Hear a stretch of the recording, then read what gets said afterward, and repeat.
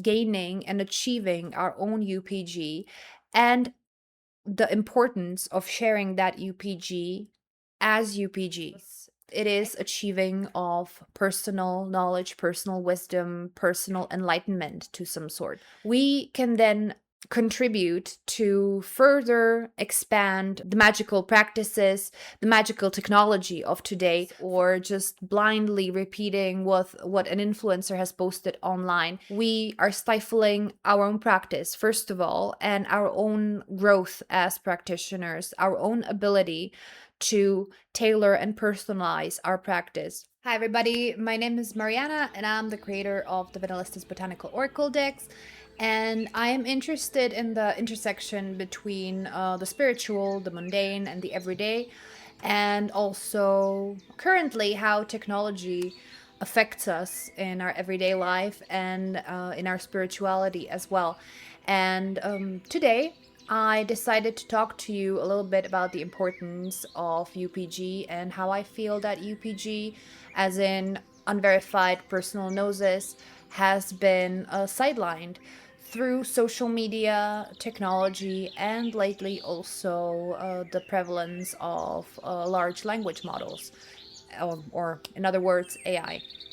I do have some notes here next to me, so if you see me looking this way, it is to look at my notes because I came a little bit prepared, but I expect, or like I hope, that this video will again become an unscripted discussion based on my notes, because as I speak I also tend to have more and more ideas, and my opinions and my stances take like firmer form, and I tend to use a lot of metaphor and a lot of similes. So I hope you enjoy that because that's the way I speak. I came into the witchcraft slash magical space, or like the practice, in my life when I was 15 years old. This year I will turn 37. And I started practicing like any other teenage girl would. I got a set of tarot cards and a book by Lee DeAngelis about like becoming a witch, and I was immediately enamored, and I spent a lot of time reading, studying, and a lot of time practicing, and as many teenage girls do, a lot of time fucking around and finding out. And it is also that time in my life between 15 and 25 where I spoke about in the video Chasing Nostalgia, where it was exciting to practice, and it was like very full of adrenaline time in my life, because we actually, with my friends, did just fuck around and were finding out many interesting things and had a lot of fun doing it. And that was also the time where I would consider myself not only solitary practitioner, but also not socially isolated, but that time between like 2005 to 2015, social media wasn't very prevalent. We didn't have too many online communities.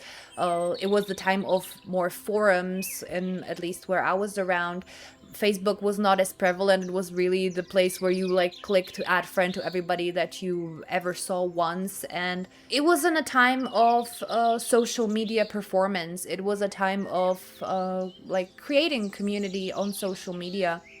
But it was also a very simple time, to me at least, or how I experienced it, of like sharing the most mundane things in your life and not being or not chasing becoming an expert in something or chasing becoming an influencer. You just, took pictures of your food and posted it on Facebook and posted statuses like XY is feeling happy today. That's the sort of time like online that I'm describing. But then I came through to like an online magical community, and that was through Tumblr around like 2015, 16ish, something.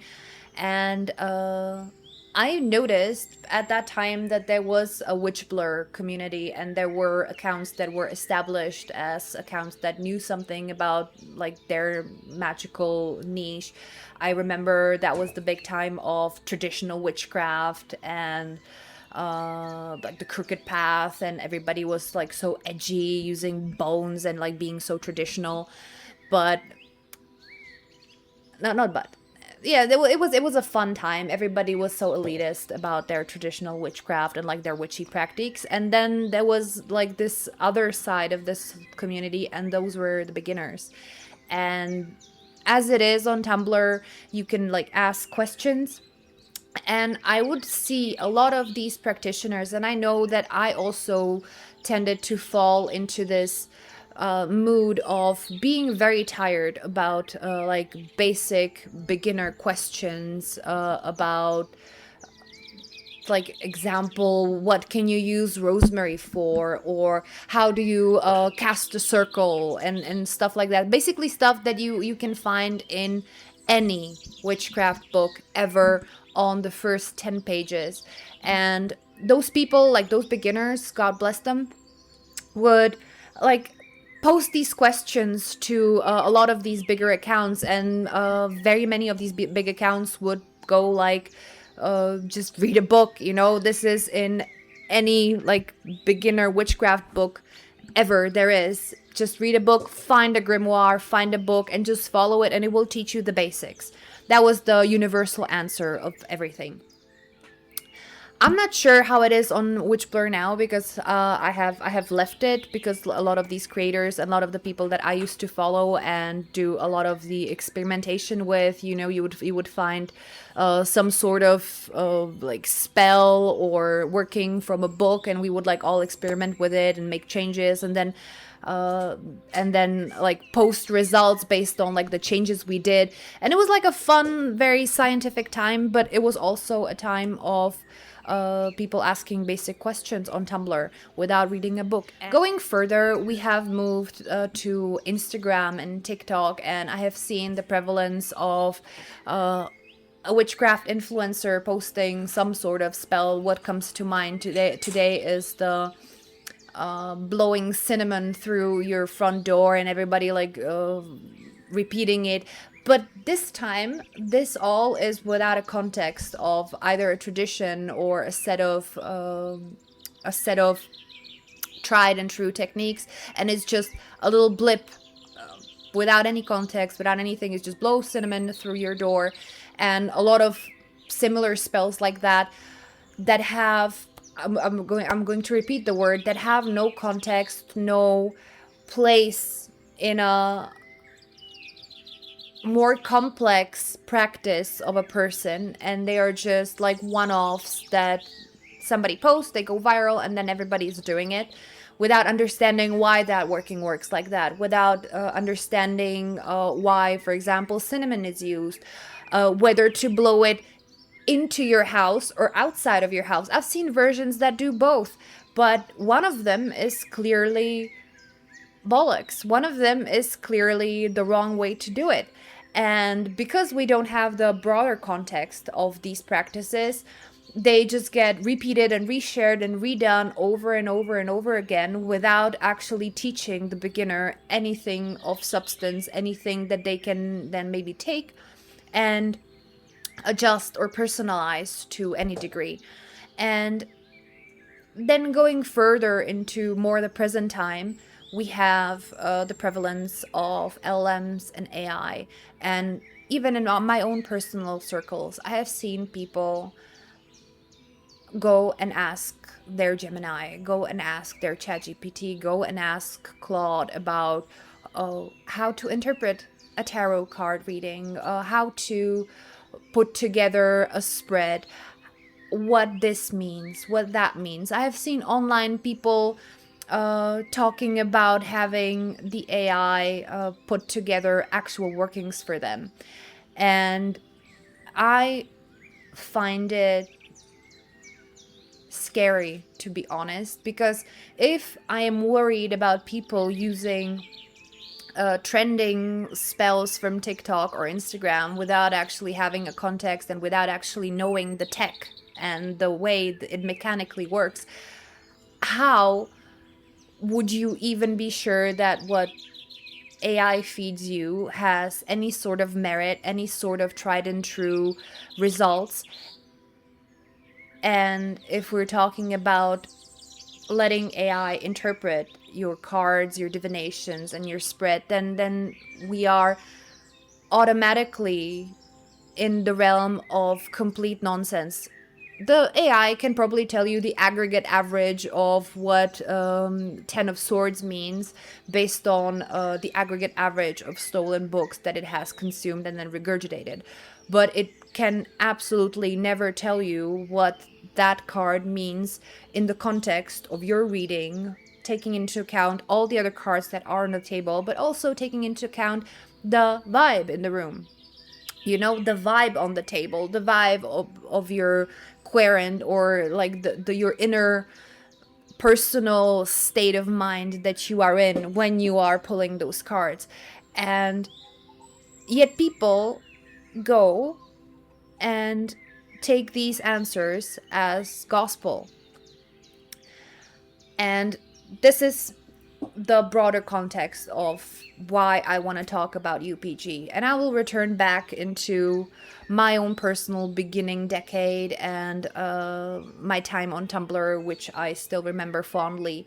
And that is the chasing and the value that we placed on gaining and achieving our own UPG, and the importance of sharing that UPG as UPG. I think it is very important to build a personal archive or a personal library, a personal wealth of UPGs, unverified personal gnosis, or personal gnosis in general. Basically, a set of wisdoms and glimpses, inspiration, knowledge, understanding that you have gained through your practice that is unique to you, that perhaps is not found anywhere else in literature, on the internet, in historical sources, but which through repetition and through repeated presenting to you has stapled itself as something that is true and unique to your practice or to your experience with spirits, deities, and other energies and entities that you work with. This UPG is what makes a practice, to me at least, exciting, valuable, and validating, because it is achieving of personal knowledge, personal wisdom, personal enlightenment to some sort. When having these UPGs and sharing them with others as UPGs, of course, you can't share them as fact because they're not, and it's disingenuous to do so. But sharing your own personal UPG with others as UPG then opens you to having that UPG validated, or maybe you find out that you share it with other people, that other people have had the same experiences, and then you find out that your UPG has become SPG, which is shared personal gnosis, that maybe many people have had the same experience with a spirit or a plant or in the astral realms, and that validates again your practice and validates what you have experienced as something that is maybe more universally experienced by other people. And by creating a community that shares UPG and shares SPG together, we can then contribute to further expand the magical practices, the magical technology of today for other generations, and create new things, new procedures, new workings, new currents that will maybe in time prove valuable, prove actionable, prove working, or prove as working, prove true to some degree.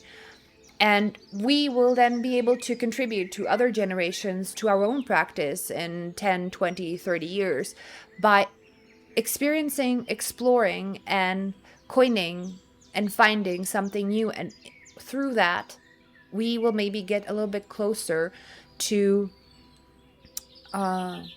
I'll be like super megalomaniac right now, but maybe we will get closer to proving that like magic and all the spiritual stuff that we talk about is true, not to ourselves because we believe in it, but maybe as humanity, as a species, we will come closer to finding out how this stuff actually works on a scientific level. I personally believe that there must be a scientific explanation for what we call magic. We just currently don't know what that is.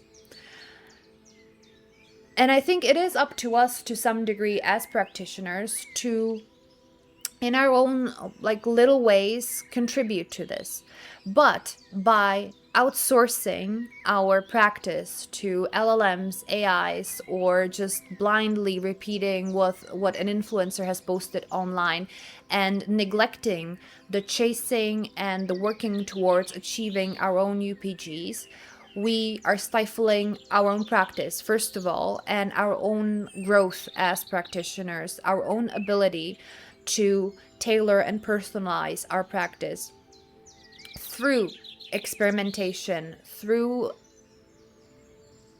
honing and understanding of how things work for us and why. That means finding out how to assign correspondences to things that I cannot find in books. That means being able to read the energies of plants that have not been described in books. That means not always relying on written sources and books nowadays, especially with non-vetted authors, which you don't know if they're actual humans or not, or if they're humans who use their own experiences and education and practice and knowledge to write their book, or if they just used a very well written set of prompts. And also not relying on historical grimoires and herbals, because they have limited amount of plants, and then we fall back into the trap of using the same 15 plants in our practices across the world.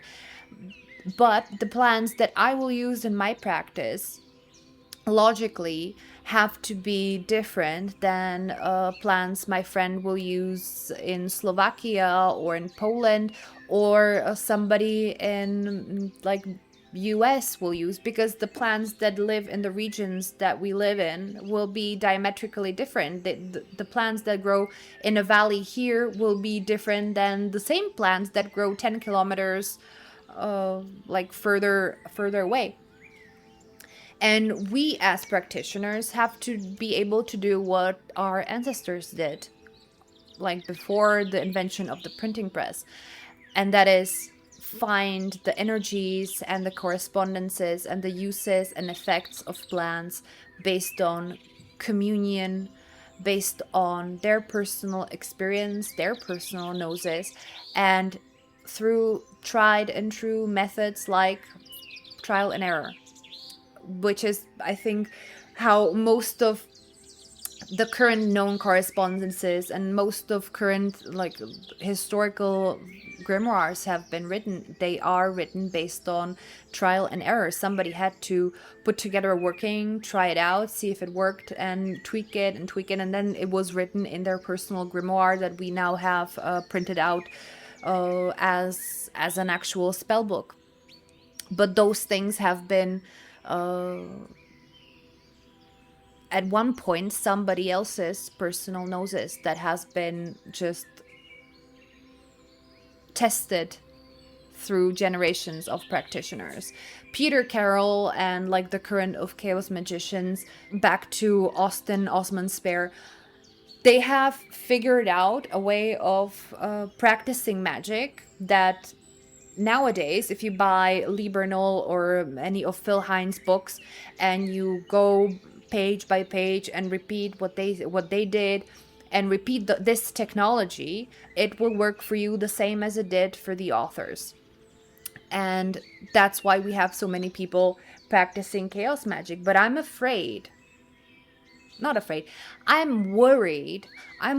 that the generation of magicians today does not thrive or work as much in this experimenting and trailblazing of magic as our predecessors did, because we now rely on online trending content, rely on LLMs that are again trained on an unvetted aggregate of data throughout the internet, which can be true, doesn't have to be true, but also they are capable of completely fabricating things based on what words sound nice sitting next to each other in the context that they're writing.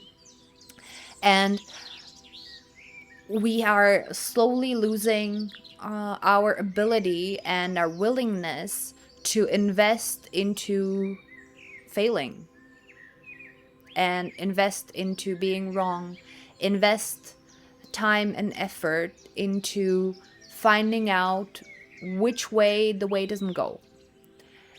And I think that is very sad. I think that by just repeating patterns that have been presented to us without context and not actually trying to personalize those patterns, we are robbing ourselves of getting our own personal wealth of UPG, and in turn getting a wealth of SPG, and in turn finding new ways of doing magic as a collective.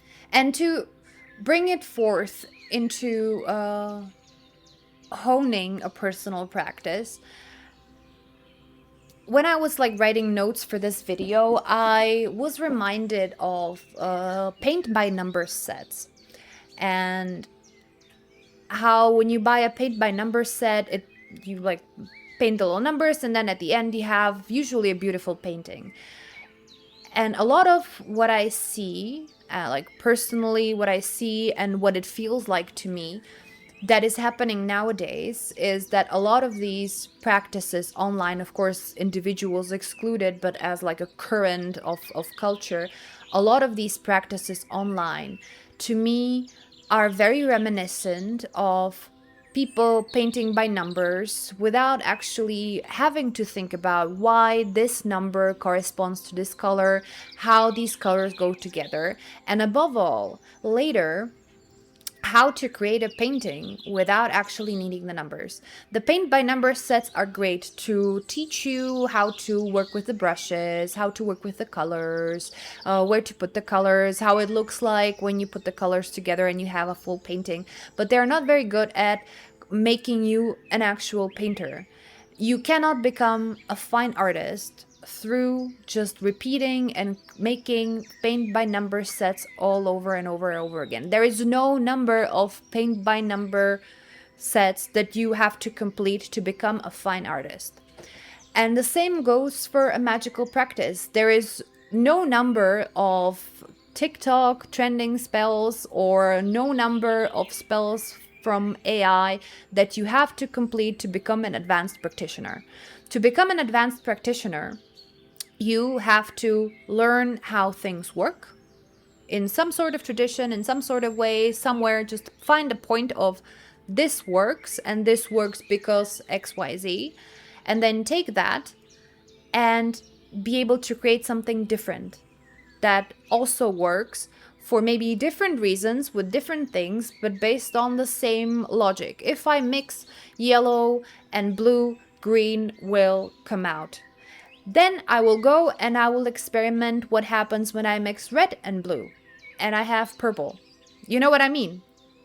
It's like you're doing a different thing using the same principle. You get different results, but you know why it happens, because you have experimented here with yellow and blue, you have gotten green, and then you try and mix different colors and see what other colors you can mix based on a principle of, if you mix two colors they will create a third color. It's the same with magical practice, but at some point you will have to stop following recipes and you will have to start creating your own. It's the same with cooking as well. You can cook as many cookbooks and finish them as you like, but to become a proficient chef, you will sooner or later have to learn how to make things just from your pantry without actually having a recipe for them, because that's how things work, and that's what's practical above all. It's practical to be able to know the basic mechanics and technology of cooking, to be able to cook from whatever you just have in your house at that moment. Because if you had to buy stuff for every recipe, it's impractical, and you will still have leftovers of stuff. You will have to use up what you have. You know what I mean? And it's the same with magical practice. And that UPG, or chasing UPG, building UPG experiences, is how you progress from having to follow guidebooks and having to follow grimoires into being able to actually build a personalized practice that works for you. And that's why also I have been trying to share with you, mainly on Instagram, the exercises for divination, because the same thing applies to divination. You can read and memorize all the guidebooks for tarot and for every oracle deck you have, but sooner or later you will have to be able to read the cards not based on what the book says, but based on what your own mind's eye says, based on what the vibe in the room says, based on all the experiences you've had before of the cards. Maybe you remember that 5 times out of 10 when you've had the Three of Swords, the result has been a little bit different than it says in the book, or it has been something actually specific in life that is not described in the book. When you have heartbreak as a possible meaning for a card, heartbreak can take a myriad of different shapes and forms and depths that cannot be described in a book, you know. And you, as an experienced diviner, will have to be able to tune into the energy of the person in front of you, or to yourself, to your own current mood, or to your spirit guides, because that's like my preferred way of divination, which is like reading through a spirit, like having a spirit answer my question through the cards. So for me, it is attuning to the spirit that I'm communicating with. In the case of my cards, the oracle decks, it is usually nature or plant spirits, and it is also teaching you how to be outside, find a plant, any plant, and be able to attune to it, and slowly with time being able to understand and glimpse its effects, lifestyle, how it is useful, what correspondences it has, based on your connection with it. Just as I'm pretty sure our ancestors did through millennia before, again, the printing press. They would have to encounter a plant and connect with it, experiment with it, eat it, make a tea from it, and just do a trial and error and really get to know the plants. And then when you figure these things out and are able to commune with the plants, whichever they are, it will then again let you expand and better your practice, personalize your practice to your own needs. A lot of the grimoires, and I will like that's the last time I'm mentioning grimoires today, but a lot of the grimoires, as our guidebooks to tarot, are broad, are very like archetypal. There will be a spell for wealth that is 150 years old, that is maybe, you know, tailored to a rich white man. If we're talking about like the Western grimoires, that is tailored to rich white man getting more money from, you know, his serfs or something. You perhaps probably are not a rich white man that has serfs that is in need of this specific occult spell, but you maybe need a raise on your job, and of course you can use that spell with the intention that you will get a raise at your job, but it is a broad spell that you are using for a specific purpose. But maybe with a little bit of experience, experimenting, you can tailor that spell or any other spell to be custom to your own situation, using things that are available to you in your life, in your house, in your environment, and aiming that spell to your like specific situation. Because a prosperity spell for somebody in the 21st century who has a job and like 4 cats like me and has to needs a prosperity spell should look markedly different than a wealth and prosperity spell that like rich nobleman who didn't have anything better to do than be an occultist had or would do 300 years ago, you know. I always remember the lion skin belt that you need to practice Ars Goetia. Find a substitute for that, you know? And you probably can, but you still have to understand why there is a lion skin belt. And I am pretty sure it is not because of, or not only because of the symbolism of the lion. I think it is still something that just projects wealth and the ability to purchase that, you know? And it's more projecting of power, not because of the lion, which lions, of course, project and symbolize power, but I'm pretty sure it projects the power through the ability to acquire such an object, you know? So probably a dandelion belt will not be a good substitute, even though it has something to do with lion. So let me check my notes, but I think that's my video for today. Yes. So in conclusion, I think that like seeking tried and true sources, spell book, magic books, books about different types of magic, different tradition, and following those to the letter is a great way to start. It's a great way to learn, but it has to be a great way to learn the tech and mechanisms of the magic in general, and doing so with the aim of being able to later customize and personalize your practice to your own circumstance and your personal circumstances. What I don't think is a good idea is following random people's 7 tips and tricks on witchy spells that will bring you prosperity on Instagram or on TikTok, or blindly following anybody who blows cinnamon through their door without actually telling you which way to blow the cinnamon and why.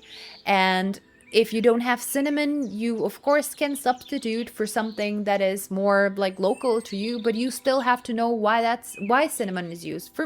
To me personally, cinnamon doesn't make any sense. Cinnamon is something that is very warming, very hot, very spicy. It is not something that exudes wealth to me. It is not something that exudes abundance.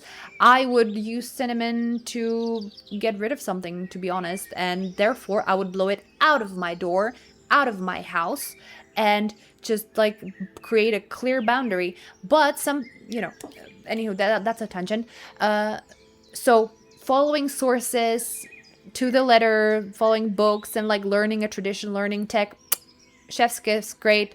Just do it with the intention of finding out why these things are the way they are, and maybe how you can customize them later to the same or better effect. And be wary of following random like videos, short form videos about like 5 quick spells to make him love you that lack any context, any like reasons why, any like explanations of like which way to blow the cinnamon.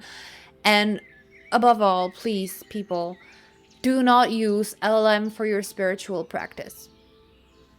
Like, I don't know what to tell you. It's just a bad idea. It will not help you in any way, and it will not give you answers that are specific and personalized to you and to your practice. It will give you an aggregate of information found across the internet without actual checking or ranking whether that information is correct or not. And above all, without second guessing, like without actually having to double, triple, quadruple check. It can also give you something that has never been said anywhere in a book, on the internet, ever again. It will just hallucinate whatever it thinks sounds good or whatever it thinks you want to hear in that moment. So please be careful. Don't use AI for your spiritual purposes. It will just make things worse for you. And strive to build your own UPG and your own personal gnosis, and to verify that gnosis through repeated validate through repeated validation, but like through repeated like testing and trying, and like be a little scientist and have your little lab reports and like test what works, what doesn't work, what's true, what's not true for you. Yeah. So that's my video for today. Thank you so much for being here, and I will see you in the next one. Bye bye.